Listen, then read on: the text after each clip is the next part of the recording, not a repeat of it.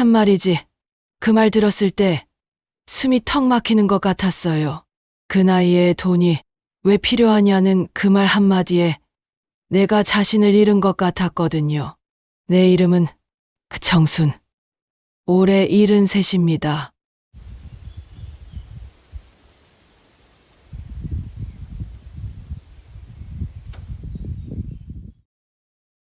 지금도 매일 새벽 5시면 일어나요. 허리를 곧게 펴기도 전에 눈을 뜨고 조용히 일어납니다. 식구들 모두 독립하고 떠난 집은 적막하고 차가워요.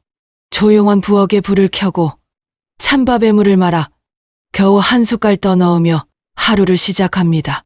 저는 전업주부로 살아온 인생의 대부분을 가족에게 쏟았어요. 그 다음 해엔 둘째가 태어났어요.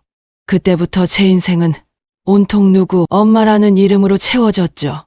새벽 5시에 일어나 도시락을 싸고 아침밥을 하고 남편은 농사일 나가고 저는 드릴도 하면서 아이들을 키웠어요. 그 시절엔 나라는 이름보다 엄마, 아내라는 호칭이 더 익숙했죠. 딱히 불만도 없었어요. 하루하루 버티듯 살아내는 게 삶이었고 고생 끝엔 낙이 온다는 말 하나 믿고 살았으니까요. 남편이 병으로 쓰러진 이후로는 집안 살림도 저 혼자 책임졌어요. 애들 뒷바라지에 집 대출금 갚느라 숨 돌릴 틈 없이 살았지요. 도시락 공장에서 밤낮 없이 일도 했고 시장에서 떡 장사를 하며 하루 종일 서서 일하기도 했습니다. 그때는 다리에 쥐가 나도 의자에 앉을 시간이 없었고 손이 부르터도 장갑 낄 겨를이 없었어요. 아이들이 학교에서 돌아오기 전까지는 늘 반찬 몇 가지라도 해놓으려고 부엌에서 허리를 숙이고 살았습니다. 겨울에는 손이 얼어붙어 김치에 물기가 묻을까 장갑을 벗고 일했고 여름에는 부엌의 열기 속에서 땀으로 흠뻑 젖은 옷을 하루에도 몇 번씩 갈아입어요. 남편의 간병을 하던 시절에는 잠을 3시간도 못 자고 새벽마다 약을 챙기고 기침 소리에 잠에서 깨기도 했어요. 그래도 아이들 웃는 모습에 하루의 피로가 녹았지요. 큰아들이 대학에 붙었을 땐 학비를 어떻게든 마련해 보려고 새벽마다 청소일을 다니며 등록금을 모았습니다. 뿌듯했어요. 나도 이만큼 해낼 수 있구나 싶었죠. 한 번은 큰아들이 조심스럽게 말하더군요. 엄마 고마워요. 나중에 꼭 보답할게요. 그 말에 눈물이 핑 돌았어요. 사실 보답 같은 건 바라지도 않았거든요. 그저 아이들이 잘 살아주는 게 고마웠죠. 그렇게 평생을 누구의 아내, 누구의 엄마로 살았고 자랑은 못해도 후회는 없는 삶이라고 여겼어요. 그런데 시간이 지나면서 점점 깨닫게 되었어요. 가족을 위한 시간이 끝난 뒤에 정작 나 자신을 위한 시간은 없었다는 걸요. 그런데 그때부터였던 것 같아요. 다시 나로 살기 위해 애쓰게 된 게 늦었지만 그게 지금의 제 고단함을 견디는 힘이 되어주고 있어요. 지금은 병원 청소 일을 해요. 출근길엔 2번이나 버스를 갈아타야 하고 비가 오면 비닐 장화를 신고도 양말이 젖습니다. 병원에 도착하면 제 손은 자동처럼 걸레를 집어요. 복도 바닥을 밀고 화장실을 닦고 쓰레기통을 비우고 창틀에 먼지를 훑어요.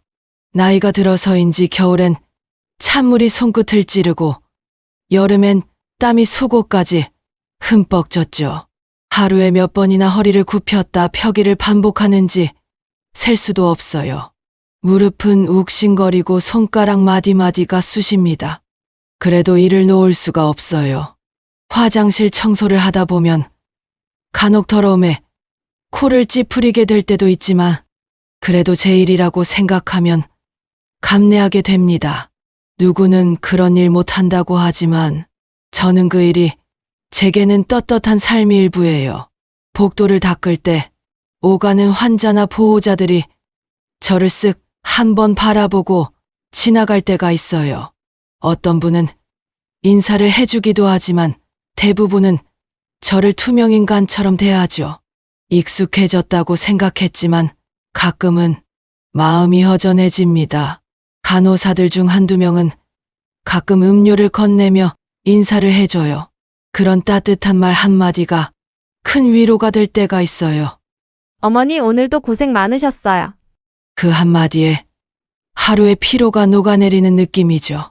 일을 마치고 집에 돌아오는 길 버스 안에서 꾸벅꾸벅 졸다 보면 문득 이런 생각이 들어요. 내일은 오늘보다 나을까? 하지만 이내 마음을 다잡아요. 오늘도 잘 해냈잖아. 내일도 해낼 수 있어. 그렇게 하루하루를 버티며 살아가요. 한 달에 받는 90만 원. 많지 않지만 제겐 그게 자존심이에요. 그 돈이 있어야 내가 나로 설 수 있어요. 누구에게도 미안하지 않은 하루를 살 수 있는 이유입니다. 며칠 전 며느리에게 전화가 왔어요. 오랜만에 목소리 듣는 건 반가웠지요. 안부 인사를 나누고 명절 음식 이야기도 하고 손주 이야기까지 웃으며 들었죠. 그런데 통화가 끝나갈 무렵 며느리가 조심스럽게 말을 꺼냈어요. 어머니, 요즘 몸도 안 좋으신데 왜 그렇게까지 고생하세요? 이제 좀 쉬셔도 될 나이잖아요. 그 말까지는 괜찮았어요. 걱정해주는 말 같아 고마웠죠. 그런데 이어진 말이 문제였어요. 어머니 나이엔 사실 돈이 많이 필요한 것도 아니시고요. 그 순간 제 숨이 턱 막혔어요. 말문이 막히더군요. 도대체 그 나이라는 말이 뭘 의미하나 싶었어요. 내 나이는 누가 정하는 건가요? 돈이 필요 없는 나이라는 건 또 뭔가요? 그저 허허 웃으며 전화를 끊었지만 가슴 한켠이 텅 비는 기분이었어요. 전화를 끊고 한참을 창밖만 바라봤습니다. 그 말이 제 존재를 부정당한 것 같았어요. 나는 아직도 살아가고 있고 하루하루를 내가 책임지고 있는데 왜 나를 벌써 끝난 사람처럼 말하는 걸까요? 그 말 이후로 며느리의 말투, 그 말 속의 뉘앙스가 반복해서 떠올라요. 괜히 억울하고 속이 상하고 외로웠죠. 가족조차 내 삶을 다 안다고 여기며 가볍게 말하는 그 한마디에 내 지난 날들이 모두 부정당한 느낌이었어요. 살아간다는 건 숨 쉬는 것만이 아니에요. 내 존재가 가치 있다고 느끼는 것, 내 손으로 삶을 꾸려가는 게 얼마나 중요한데요. 그 한마디에 내 삶의 무게가 사라지는 듯 했어요. 그래서 저는 오늘도 일어나요. 그 말을 지우기 위해서, 내가 살아있다는 걸 증명하기 위해서요. 그 말이 제 자존심을 건드렸지만 동시에 다시 저를 일으키는 연료가 되었어요. 이제는 제 존재를 제가 더 단단히 붙잡고 살아가야겠다고 다짐했어요. 작년 겨울이었어요. 눈이 유난히 많이 오던 날이었죠. 출근길 버스를 기다리다가 미끄러운 길에 발을 헛디뎌 그대로 넘어졌어요. 손을 짚을 틈도 없이 바닥에 엎어졌고 무릎에서는 바로 통증이 밀려왔습니다. 지나가던 학생 하나가 부축해 주었고 저는 결국 병원 응급실까지 실려갔어요. 다행히 뼈에는 이상이 없었지만 인대가 늘어나 당분간 절대 안정이 필요하다고 하더군요. 의사 선생님은 말했어요. 최소 2주는 쉬셔야 합니다. 무리하시면 안 돼요. 그 말에 눈앞이 캄캄했어요. 이 일을 그만두면 그달 생활비는 어떻게 하지? 약값은 또 어떻게 충당하나? 온갖 걱정이 물밀듯이 밀려왔어요. 그래도 병원에서 잠시 쉴 수 있었던 며칠 동안 오히려 더 깊이 생각하게 됐어요. 나는 왜 이토록 삶에 매달리고 있을까? 정말로 이 고단한 하루를 멈추면 안 되는 걸까?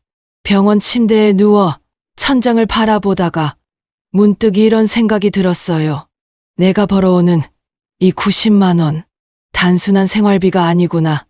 이건 내가 살아있음을 스스로 증명하는 돈이구나. 그 돈으로 약을 사고, 밥을 사고, 전기세를 내는 일, 그 모든 게 나 자신을 위한 작은 승리였다는 걸 새삼 깨달았어요. 누가 해주는 게 아니라 내가 직접 하는 일이니까요. 그리고 병원에 누워있을 때 가장 서글펐던 건 돈보다도 일에서 멀어졌다는 사실이었어요. 매일 바닥을 닦고 걸레를 삶고 쓰레기를 버리며 내 하루를 만들어가던 그 일상 그 반복이 나를 지켜주는 리듬이었다는 걸 느꼈어요. 며칠 후 퇴원하고 다시 병원 청소 일터로 돌아갔을 때 간호사 한 분이 환하게 웃으며 말했어요. 어머니, 다시 오셨네요. 병원이 다시 깨끗해질 것 같아요. 그 말이 얼마나 고맙던지요. 그 순간 나는 다시 살아난 기분이었어요. 내가 쓸모있는 존재라는 사실, 그걸 인정해주는 사람이 있다는 것, 그것만으로도 다시 일어설 수 있었어요. 요즘은 병원 다닐 일이 더 많아졌어요. 무릎이 아파서 물리치료를 받고 혈압약도 꾸준히 먹어야 해요. 병원 한 번 다녀오면 진료비에 약값에 교통비까지 몇만 원이 훌쩍 나가죠. 그럴 때마다 제가 번 돈으로 해결할 수 있다는 게 얼마나 다행인지 몰라요. 작년 겨울 눈이 너무 침침해져서 안과에 갔어요. 백내장 초기라더군요. 수술비가 한쪽 눈에 70만 원. 그 돈 모으려면 몇 달은 일해야 해요. 결국 수술은 미뤘습니다. 그냥 더 나빠지지 않기를 바라는 마음뿐이었죠. 며느리는 또 말했어요. 어머니, 저축도 좀 하셨잖아요. 이제 좀 쓰시면서 사세요. 그래요. 조금은 모아뒀어요. 하지만요. 그 돈 쉽게 못 꺼냈어요. 혹시라도 내가 더 오래 살면, 혹시 갑자기 큰 병이 생기면, 그때 쓸 돈이 없다면 어떻게 하겠어요? 두려워요. 그 돈은 단순한 저축이 아니라 저를 지탱하는 마지막 기둥 같은 거예요. 어디 의지할 곳 없는 노인이 되었을 때 병원 하나 가려 해도 돈이 없으면 얼마나 서러울까요? 아픈 데가 있어도 병원 갈 돈이 없어. 참고 또 참고 살아야 한다는 것. 그런 삶을 상상하면 지금이라도 허리 펴고 일어나 일해야겠다는 생각이 절로 들어요. TV에선 노후에 파산되고 독거노인 얘기가 자주 나와요. 밥 한 끼 못 먹고 병원도 못 가는 사람들 얘기를 보면 남 얘기 같지가 않아요. 나도 그렇게 될까봐 겁이 납니다. 그래서 저는 오늘도 새벽을 깨워 일하러 나가요. 손가락이 욱신거려도 허리가 뻐근해도 말이죠. 제가 이 나이에 다시 일하는 건 가난 때문만은 아니에요. 이건 존엄입니다. 누군가는 나이 들면 자식에게 기대는 게 당연하다고 말해요. 하지만 저는 아직 내 두 발로 서고 싶어요. 기대고 싶지 않아요. 누군가에게 도와줘라는 말. 아직은 하고 싶지 않아요. 지금 제게 가장 큰 두려움은 돈이 없어서가 아니에요. 자존심이 무너지는 거예요. 도움을 받아야만 살아갈 수 있는 존재가 되는 것. 그게 두려워요. 남편이 살아있을 때 함께 아이들 키우며 정말 열심히 살았어요. 새벽 시장에 나가 채소도 팔고 식당 일도 했어요. 손톱이 닳도록 설거지하고 발이 부르트도록 뛰어다녔어요. 그렇게 벌어 아이들 학교 보내고 집도 장만했어요. 그리고 지금은요. 다시 처음으로 돌아온 것 같아요. 남편 없이 혼자서. 그러다 문득 이런 생각이 들더군요. 나는 지금 왜 이렇게까지 살고 있나. 그런데 바로 이어 떠오른 생각은 이거였어요. 그래도 이렇게라도 살아가는 게 나를 지키는 방법이라고요. 어느 날은 병원 복도에 서 쉬다가 간호사 한 분이 캔커피를 건넸어요. 어머니 오늘도 고생 많으셔요. 그 한마디가 얼마나 고맙던지 말없이 눈물이 고였어요. 그 한마디에 제 하루가 위로받은 것 같았거든요. 그때 느꼈어요. 나도 누군가의 하루를 지탱하고 있구나. 내가 사라지면 병원이 깨끗하지 않을 거고 쓰레기가 넘쳐날 거고 누군가는 불편할 거라는 거려. 내가 쓸모 있다는 사실이 얼마나 고마운지요. 며느리는 좋은 사람이에요. 저를 생각해서 그런 말을 했다는 것도 알아요. 하지만요, 저는 아직 살아가는 사람이고 싶어요. 누군가에게 모셔져야 할 존재, 필요 없는 존재가 아니라요. 밤에 혼자 앉아 있을 때면 종종 제 그림자를 바라봅니다. 길게 늘어진 그 그림자 속에서 제가 걸어온 삶이 떠올라요. 가난했던 유년 시절, 남편과의 결혼, 아이들의 웃음소리, 남편의 부고장, 혼자가 된 지금, 모든 순간을 견뎠고 지금도 살아내고 있어요. 그 모든 시간을 나 스스로가 감당해 왔어요. 그래서 오늘도 저는 새벽 알람을 맞추고 자요. 일어나서 고무장갑을 챙기고 걸레를 삶고 버스를 타러 갑니다. 그 모든 준비가 제 삶을 지키기 위한 저만의 의식이에요. 살아간다는 건 단순히 숨 쉬는 게 아니에요. 나답게 사는 거죠. 그리고 그게 제게는 이 일을 계속하는 이유입니다. 제가 번 돈으로 밥을 사고, 약을 사고, 전기요금을 내고, 생필품을 사는 건요. 나 자신을 위한 작은 승리예요. 남에게 의지하지 않고 제 손으로 해결할 수 있는 이 삶이 저를 가장 사람답게 만들어줍니다. 제 이야기를 이렇게 끝까지 들어주셔서 진심으로 감사드립니다. 혹시라도 오늘 제 이야기가 마음에 닿았다면 여러분도 어느새 저와 같은 길을 걷고 있었는지도 모릅니다. 살아가는 힘이 되고 또 다른 누군가에게도 등불될 댓글 한 줄이 큰 위로가 됩니다. 영상이 공감이 되셨다면 구독 한번, 좋아요 한번 눌러주시면 정말 큰 힘이 됩니다. 저희 거시기 네 마리 채널은 앞으로도 세상이 잊혀진 목소리를 전하는 채널이 되겠습니다. 함께 걸어가 주셔서 고맙습니다.